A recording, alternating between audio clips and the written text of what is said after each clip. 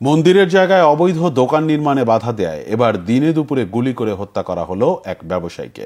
বুধবার দুপুরে রাজধানীর সূত্রাপুরের শ্যামবাজার কাঁচাবাজার এলাকায় এ ঘটনা ঘটে।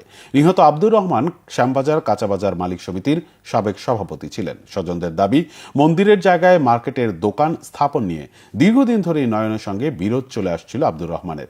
এরই জের ধরে আজ দুপুরে তাকে হত্যা করে পালিয়ে যায় অভিযুক্ত নয়ন।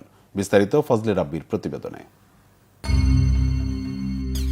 বুধবার দুপুর 12টা রাজধানীর সূত্রাপুর কাঁচাবাজার এলাকার একটি সিসিটিভি ফুটেজে দেখা যায় মুখ ঢেকে কালো ড্রেস পরিহিত এক যুবক ও তার সহযোগীরা হেঁটে যাচ্ছে। এর কয়েক মিনিট পর ওই একই রাস্তা ধরে হেঁটে যান ব্যবসায়ী আব্দুর রহমান। এরপরই ওই ব্যবসায়ীকে কয়েক রাউন্ড গুলি করে সেখান থেকে পালিয়ে যায় ঘাতকরা। মাত্র 2 মিনিটের এই কিলিং মিশনে অংশ নেয় নয়ন ও তার 2 সহযোগী। খোঁজ নিয়ে জানা গেছে নয়ন 46 নম্বর ওয়ার্ড যুবলীগের সাবেক নেতা ছিল। বহুতল ভবন উঠাইছে আমাদের মন্দিরের সম্পদে, তবে এটা তো নিয়ম নাই।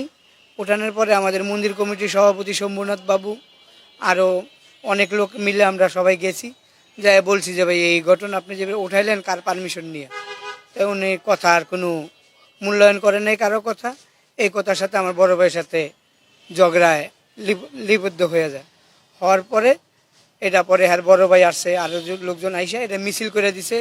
আর বছরখানেক আগে এই ব্যাপারে মামলাও আছে। 12টা 30 সেকেন্ড দুপুরবেলা, তখন মনে করেন শুট করে মাথার ভিতরে এক রাউন্ড মাটিতে মারছে, এক রাউন্ড ওনার মাথায় মারছে।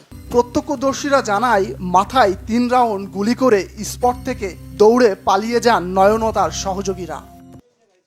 স্বজন ও পরিবারের দাবি, মন্দিরের জায়গায় অবৈধ দোকান নির্মাণকে কেন্দ্র করে দীর্ঘদিন ধরে নয়নের সঙ্গে আব্দুর রহমানের বিরোধ চলে আসছিল। নয়নের পিছের থেকে হাত দিয়া ভাই কই যান, দোকানে যাননি?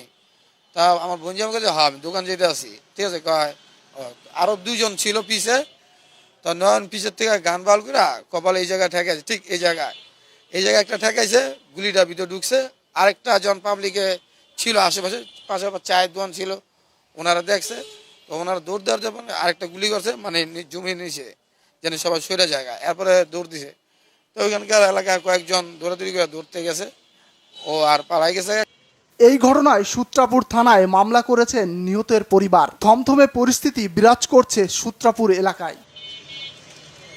ফজলে রাব্বি, বাংলা ভিশন, ঢাকা।